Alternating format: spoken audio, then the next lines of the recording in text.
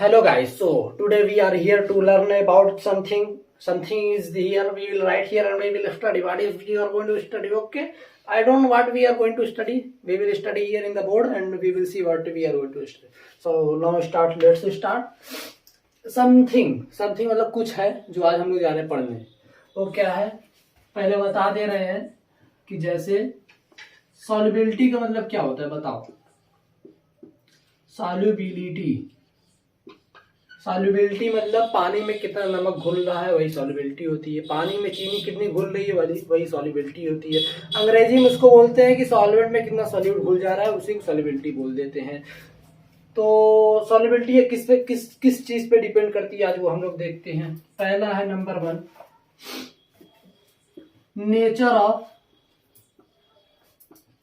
Nature of solute and solvent. Cauchy लिखा है जी, Cauchy नहीं. सॉल्यूट मतलब जो कम अमाउंट में होता है. क्या होता है ये सॉल्यूट क्या बोलते हैं इसको, कम. और ये सॉल्वेंट क्या होता है भैया, ज्यादा. ठीक, चलो ये पहली चीज समझ गए. हम लोग एक चीज पढ़े थे, लाइक डिजॉल्व लाइक. क्या मतलब हुआ, पोलर डिजॉल्व पोलर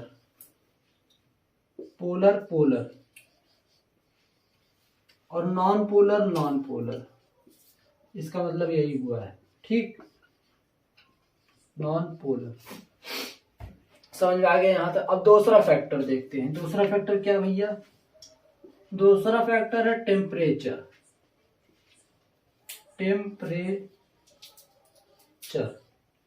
ठीक, दूसरा फैक्टर है टेम्परेचर. टेम्परेचर मतलब जैसे देखो आप लोग रखे हो चीनी को घोल रहे हो. अगर आप लोग टेम्परेचर को बढ़ा दिए और उतना ज्यादा तेजी से वो घुलेगा, यानी टेम्परेचर इंक्रीज करने पे हमारा सॉल्युबिलिटी क्या हो जाती है भैया, सॉल्युबिलिटी इंक्रीज कर जाएगी. ठीक, ये दो चीज थी. और तीसरी चीज थी भैया प्रेशर. आज भाई हम लोग पढ़ेंगे, क्या पढ़ेंगे, प्रेशर. चलो ये सब मिटा देते हैं, ये सब फालतू चीज थी. प्रेशर पढ़ेंगे. प्रेशर चढ़ जाता है किसी को तो उसी को प्रेशर बोलते हैं. आज पढ़ते हैं हम लोग प्रेशर पढ़ते हैं. तीसरे जो मेन फैक्टर भैया प्रेशर, क्या है, प्रेशर. ये प्रेशर जो सॉल्युबिलिटी जो डिपेंड करती है प्रेशर पे, ये कौन बताए थे, ये हेनरी साहब बताए थे. कौन बताया था, हेनरी. आज भाई हम लोग देखेंगे. ई कौची बोले थे, ई ससुरा बोले थे कि सॉल्युबिलिटी ऑफ गैस. अभी तक हम लोग जितनी सॉल्युबिलिटी बात किए हैं वो सारी चीजें, जैसे मैंने एग्जांपल दे दिया था गलती से चीनी और नमक का, वो सब लिक्विड में. हम लोग गैस की बात करेंगे, गैस कितना लिक्विड में डिजॉल्व कर रही है. इसीलिए हम लोग पढ़ रहे हैं प्रेशर. ठीक, प्रेशर पढ़ रहे हैं भैया. सही का बोले थे हेनरी साहब, वो लिखते हैं solubility of gas is directly proportional to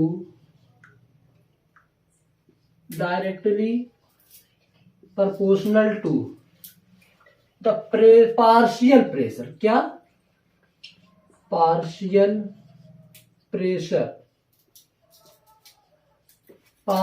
pressure of, ये बोले कि solubility of gas is directly proportional to partial pressure of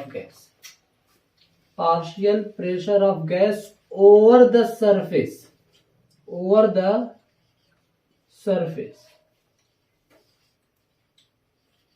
अब पार्शियल प्रेशर का है बोले, वो देखो जैसे मान लो कि ये एक लिक्विड है.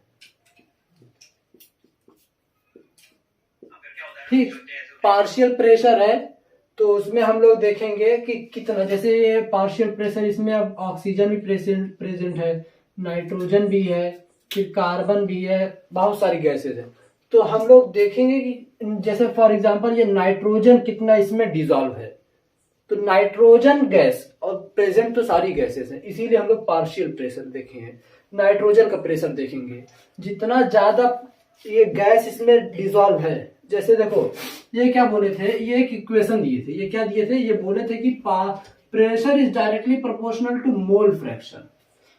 ये बोले कि जितना गैस डिजॉल्व है वाटर में, वो डायरेक्टली जितना मोल फ्रैक्शन गैस डिजॉल्व है लिक्विड में, उतना वो डायरेक्टली प्रोपोर्शनल होगा कि कितना प्रेशर जो गैस है वो लगा रही है लिक्विड पे। समझ में आ गया? जैसे फिर से सुनो, देखो वो क्या बोले कि जैसे जो गैस है कितना मोल फ्रैक्शन गैस का, जैसे फॉर एग्जांपल ऑक्सीजन का कितना मोल फ्रैक्शन जो है लिक्विड में डिजॉल्व है, वो डायरेक्टली प्रोपोर्शनल होगा कि वो ऑक्सीजन कितना प्रेशर लगा रही है वो ओवर द लिक्विड, ये बोले। ठीक, चलो आगे बढ़ते। Directly proportional to the mole fraction. अब ये प्रोपोर्शनलिटी की साइन हम लोग लगा दिए, ये तो बचपन से पढ़ के आए हैं, एक कांस्टेंट लगा देते हैं हटाने के लिए, तो ये हो जाता है KH। ये KH क्या है भैया, इसको एक डिब्बा में बंद करो और लिखो। और ये चाई जो है, चाई बोलो, काई बोलो, यक्स बोलो, सब बराबर है। ये काई क्या है, ये है मोल फ्रैक्शन, ये है मोल फ्रैक्शन। और ये KH क्या है, ये हेनरी कांस्टेंट है, हेनरी कांस्टेंट। ठीक, और ये प्रेशर, P से प्रेशर। ठीक, चलो आगे बढ़ते हैं, इतना समझ में आ गया होगा। अब हम लोग निकालेंगे KH की, ये KH। अच्छा एक चीज और देख लो पहले, ये मोल फ्रैक्शन बराबर क्या हो जाएगा, मोल फ्रैक्शन बराबर क्या हो जाएगा भैया, प्रेशर अपॉन KH। ये यहीं से एक फार्मूला, डेराइव्ड फार्मूला ये हो गया। और ये KH की वैल्यू हम लोग निकालेंगे, किसकी वैल्यू निकालेंगे, KH बराबर क्या हो जाएगा, प्रेशर अपॉन मोल फ्रैक्शन। अब ये KH की वैल्यू क्या होगी, यहां से निकालो। देखो मोल फ्रैक्शन की कोई यूनिट नहीं होती, तो KH की वही वैल्यू होगी, वही यूनिट होगी जो प्रेशर की होगी। तो प्रेशर इज इक्वल टू हम लोग लिख देते हैं KH फॉर यूनिट।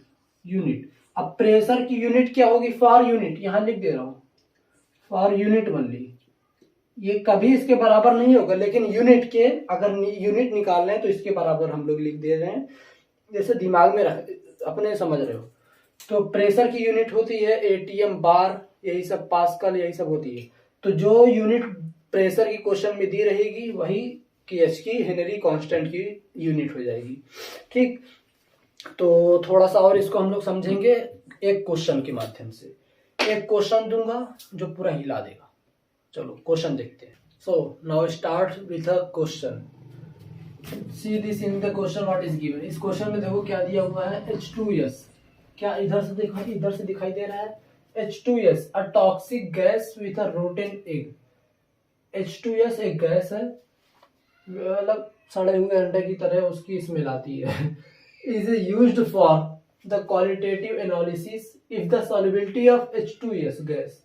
इसको थोड़ा सा बॉक्स में कर देते हैं क्योंकि इसका हल्का सा यूज है। H2S in a water at STP is 0.95 मोल।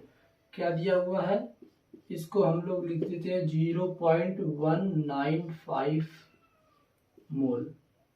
ठीक, अरे यम भैया। और calculate the Henry law constant. देखो इस यहाँ पे लिखा हुआ calculate the Henry law constant. तो पहले हम लोग लिख देते हैं हेनरी लॉ का फार्मूला क्या है। फार्मूला क्या है यहाँ पे, Henry law P is equal to KH into mole fraction. ठीक, KH क्या है, ये यक्स क्या है, या फिर चाई क्या है, या फिर काई क्या है, वो सब तो सब कुछ बता दिया हूँ। फिर से लिख देता हूँ यहाँ पे, ये है मोल फ्रैक्शन, और ये क्या है, Henry law constant, Henry constant. ठीक, चलो हम लोग से क्या पूछा है, यही कांस्टेंट के एच की वैल्यू निकालनी है। तो के एच इज इक्वल टू क्या हो जाएगा यहाँ पे, K H is equal to pressure upon mole fraction, pressure upon mole fraction, ये हो जाएगा। ठीक, तो पहले हम लोग को प्रेशर तो देखो दिया हुआ है एट एसटीपी, एट एसटीपी पे प्रेशर कितना होता है भैया, लिख देता हूं, एसटीपी पे प्रेशर होता है 0.987 बार, हम लोग बार में लेके चलेंगे। ठीक, चलो एक बार फिर से बता दें, जो प्रेशर की यूनिट होती है वही केएच की भी यूनिट होती है, समझ में आ गया। तो यहाँ पे देखो प्रेशर की यूनिट है बार, तो केएच की हेनरी कांस्टेंट की यूनिट हो जाएगी बार। चलो आते निकालते हैं, ये क्या दिया हुआ है ये जानते हो, 0.195 क्या दिया हुआ है।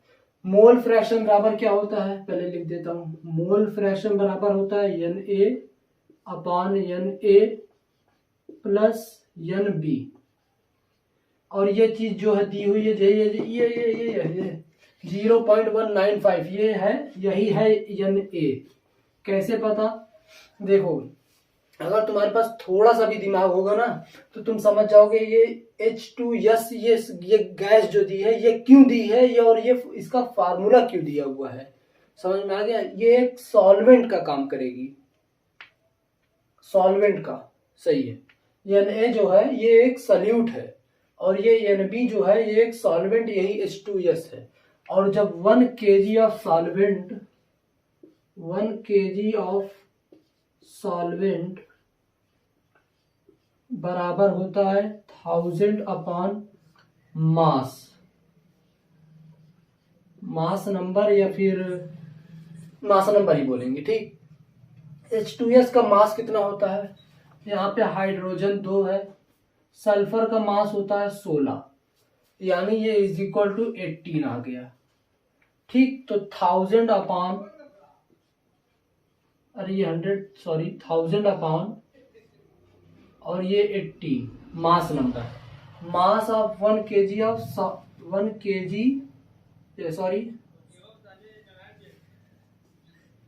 यहां से हम लोग पूरा स्टेटमेंट लिखते हैं ना, 1 kg of H2S solvent is equal to इतना। ठीक, और इसको हल्का सॉल्व करोगे तो ये आ जाएगा 55.5। अब मैं ये याद करके नहीं रखा हूं, तुम लोग निकाल सकते हो, यहां से कैंसिल करो और इतना ही तुम्हारा आंसर आएगा।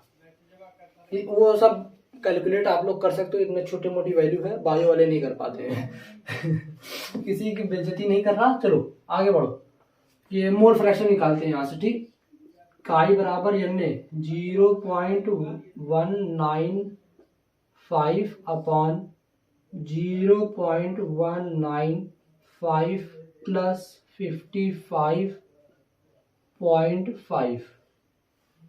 चलो आगे निकालते हैं, और 0.195 अपॉन इसको जोड़ोगे तो ये हो जाएगा 55.745, ऐड कर लो इतना ही आएगा। ठीक, इसको हम लोग अगर सॉल्व करते हैं, इसकी वैल्यू आती है 0.003। ठीक, चलो अब हम लोग निकालते हैं ये फार्मूले में KH की वैल्यू। KH की वैल्यू यहां से निकाल लेते हैं हम लोग, KH बराबर प्रेशर एट STP दिया हुआ है 0.987। ठीक, और ये अपॉन में मोल फ्रैक्शन की वैल्यू आई है 0.003। ठीक, इसको हम लोग डेसिमल हटा देते हैं भैया, क्योंकि देखो ये यहाँ से ये 3 डिजिट है, 3 डिजिट से हम लोग 3 जीरो नीचे भेजते हैं, और यहाँ की अगर ये पॉइंट हटानी है, डेसिमल हटानी है, तो यहाँ पे भी 3 डिजिट है, तो 3 डिजिट जीरो यहाँ पे चला जाएगा, और ये 3 डिजिट वाला जीरो यहाँ पे पॉइंट हट जाएगी, और ये 3 डिजिट जीरो यहाँ से कैंसिल, इतना ही बचेगा। तो हम डायरेक्ट हटा देते हैं, ये यानी ये क्या लिखा हुआ है 987/3 यही लिखा हुआ है ये। तो 3 3 2 6 3 9 27 यानी KH इज इक्वल टू क्या आ जाएगा 329 बार। एक बार फिर से बता दूं जो मोल फ्रैक्शन की यूनिट होती है वही बार की यूनिट होती है। अरे सॉरी, जो प्रेशर की यूनिट होती है वही KH की यूनिट होती है यानी हेनरी कांस्टेंट की। तो यहाँ से KH की वैल्यू हम लोगों ने सफलतापूर्वक निकाल दिया है। तो आई होप आप सभी को समझ में आया होगा। अगर आप लोग को समझ में आ रहा है तो भाई सपोर्ट दिखाओ, हल्का सा समझ रहे होगे आप लोग। चलो ठीक बात।